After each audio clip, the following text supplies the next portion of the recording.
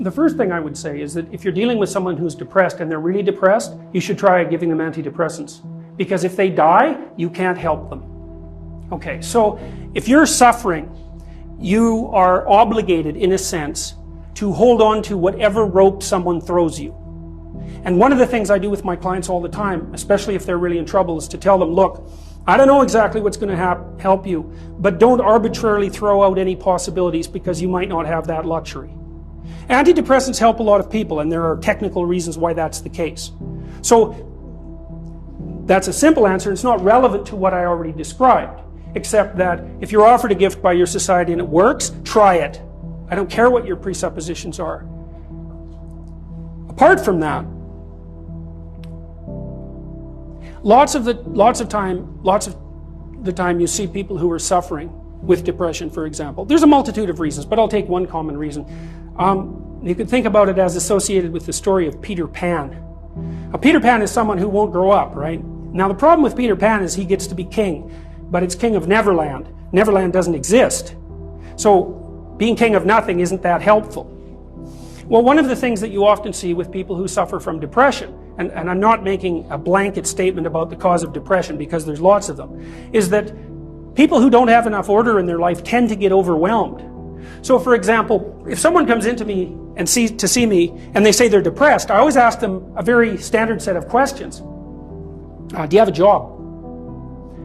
If you don't have a job, you're really in trouble in our society. First of all, your biological rhythms tend to go off the rails right away because there's no reason to go to bed at any particular time and there's no reason to get up. And for many people, if they don't get up at the same time, they foul up the functioning of their circadian rhythms, and that's enough to make them depressed right off the bat, especially if they start napping during the afternoon.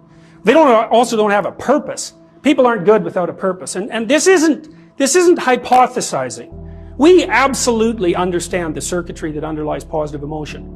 We know how it works. Almost all the positive emotion that any of you are likely to experience in your life will not be a consequence of attaining things.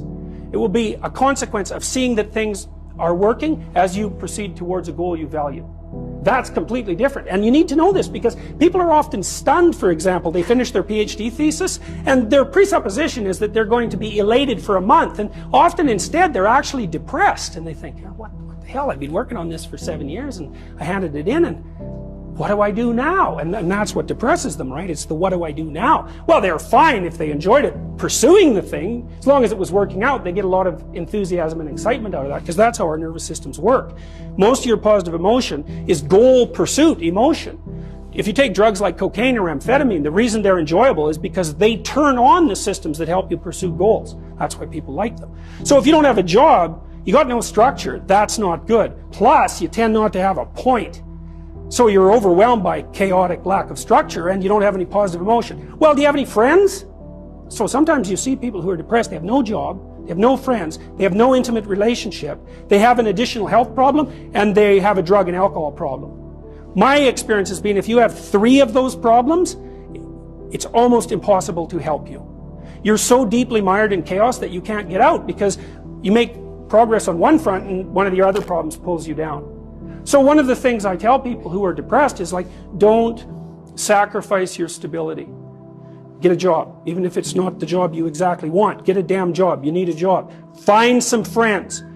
Get out in the dating circuit.